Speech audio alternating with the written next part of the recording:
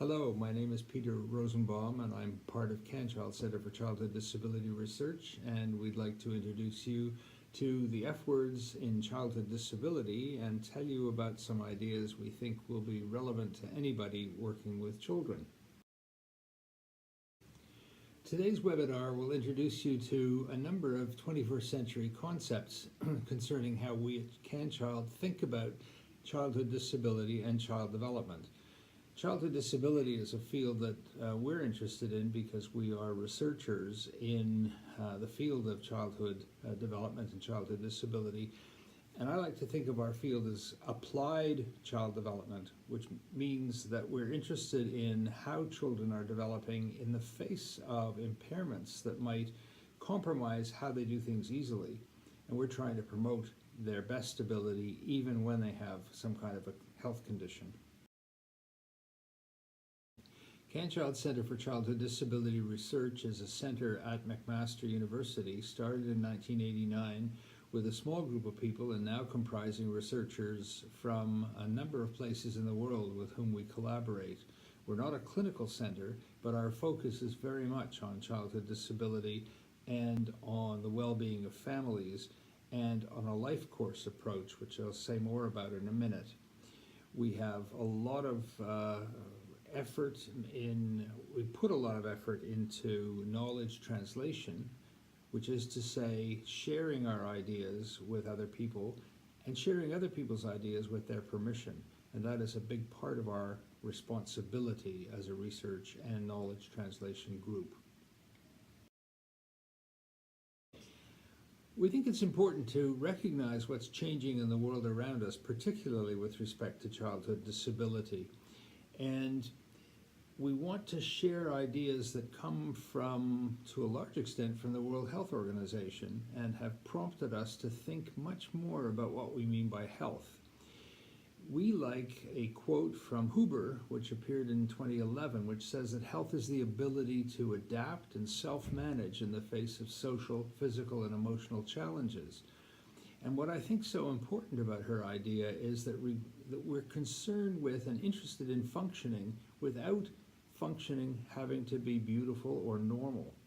But the ability to function well is thought about as evidence of health. And that, I think, is a quite provocative idea and importantly different from our traditional notion that things have to be done nicely and normally. Some of the things about developmental disability that are very different now than they used to be is our recognition that most of the conditions that we're interested in childhood disability are not in fact diseases, the way kidney disease is a disorder of the kidneys which may require disease-related treatments. We have an alphabet soup of labels that we use to talk about things like CP, meaning cerebral palsy, or ASD for autism spectrum disorder, or DCD for developmental coordination disorder. But in fact, these are really descriptive labels about functional impairments rather than specific disorders. And this has really important implications for what we do, how we think, how we act, how we do research, quite frankly.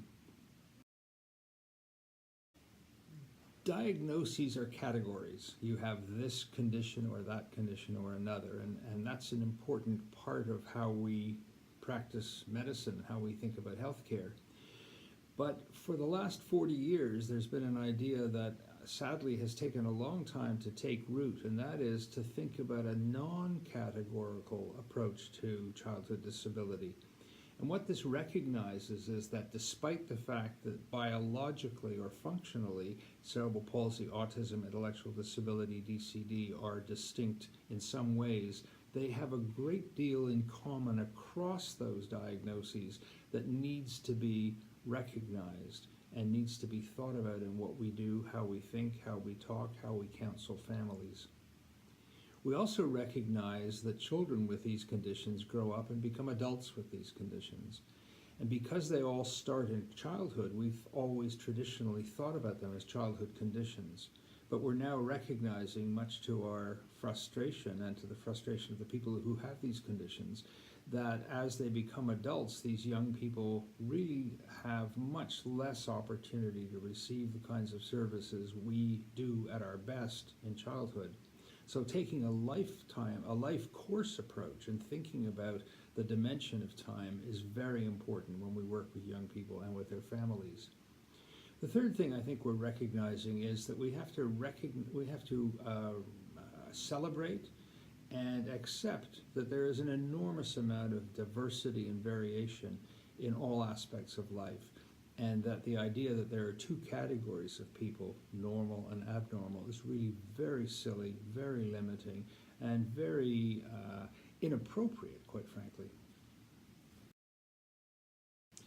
One of the approaches to health that has influenced our thinking enormously is the World Health Organization's International Classification of Functioning, Disability, and Health, affectionately known as the ICF, the International Classification of Functioning, which was published in 2001 by the World Health Organization after many years of discussion among health professionals and people with disabilities. And this framework influences our activities very strongly, as you'll see. This picture shows you what the framework of the ICF looks like, and you'll see, because we're talking about children, that we've given examples of cerebral palsy and autism. But if we were talking to an adult audience, we might have kidney disease or Alzheimer's at the top in the health condition. The idea here is that any health condition has some manifestations in body structure and function. The condition may also influence how we do things or interfere with our activity. And I like to think of activity as the ing words of life.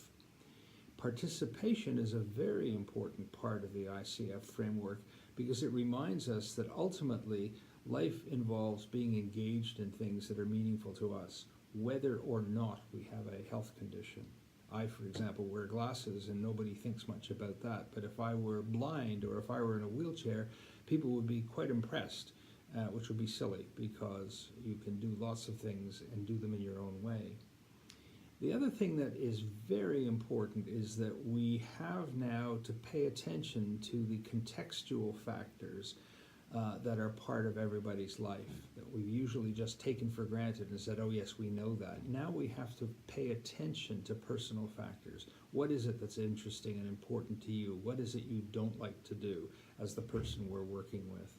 And we have to recognize that there is a host of environmental factors, of which for children, family is clearly the most important. But there are also financial and social and political and policy issues that influence the lives and well-being of everybody. What we like about the ICF framework is that it's a framework for health, and it is for everybody. It is not for special people or special groups.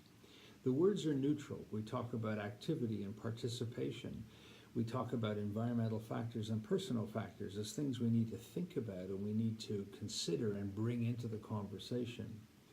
You'll see that everything is connected to everything else. And the importance of this is that whereas traditionally, especially in medicine and therapy, we thought we had to start with the body structure and function and give lots of therapy, and that once you could walk or talk, you would then be fine and participate and engage. We now recognize that we can start anywhere and potentially everywhere, and that things will be connected in every direction. The ICF particularly reminds us to look at and focus on what people can do rather than what they cannot do. And this, for us, is a focus on strengths, which we think is very, very important and substantially different from how certainly I was trained many years ago. So the impact for us of these changes is, as I said, focus on can versus cannot. Emphasize that we are talking about child development, that we're talking about child and family development, that we're talking about child and family strengths, we're talking about achievement, we're talking about being family-centered, and we're trying to de-emphasize the idea of fixing. Fixing is a very good idea to the extent that we can do it, But there isn't a lot we can fix in most of the children we see in the way that we can fix a broken bone. We've got to get past the idea of normality, an idea which is very constraining and very confining. And we've got to stop talking about disability. Disability as a word has a place in our language because it refers to an incompatibility or a poor fit between a person's capacity and the environment that allows them to express that capacity or interferes with it. And a very simple example would be that I'm sitting on the 4th floor of our building where CanChild is, and if I were in a wheelchair and the elevators were broken, I would be disabled by my environment. I showed up for work today, I'm ready to give my talk, I'm ready to do my teaching and participate in things, and I can't do it because the environment doesn't allow me to do it. So that is the notion of disability that I think is quite different from our traditional thinking that I'm the person who's broken and I need to be fixed. Now, the punchline for all of this is the F words in childhood disability. And several years ago, my colleague Jan Willem Gorter and I prepared a talk and then a paper that we call the F words in childhood disability. I swear this is how we should think, and I'm going to introduce you to the F words in a minute. What I can tell you is that since this paper was published 6 years ago, it has had an enormous impact around the world. It's been cited by other people about 150 times. The paper itself has been downloaded well over 12,000 times from the journal's website. We have presented this work and been invited to present this work well over 100 times around the world, and we have at least 25 translations of these ideas, often known as my favorite words, by people around the world who really like them and take them up. And now I'll tell you a little bit more about the F words. What you see here are the F words, and this is our idea about how to put into play and make real the ICF concept. So you'll see the same picture I showed you before, but now we're emphasizing fitness with respect to body structure and function, because that's an area that many children with disabilities have problems with, partly because they don't have access to opportunities to become fit.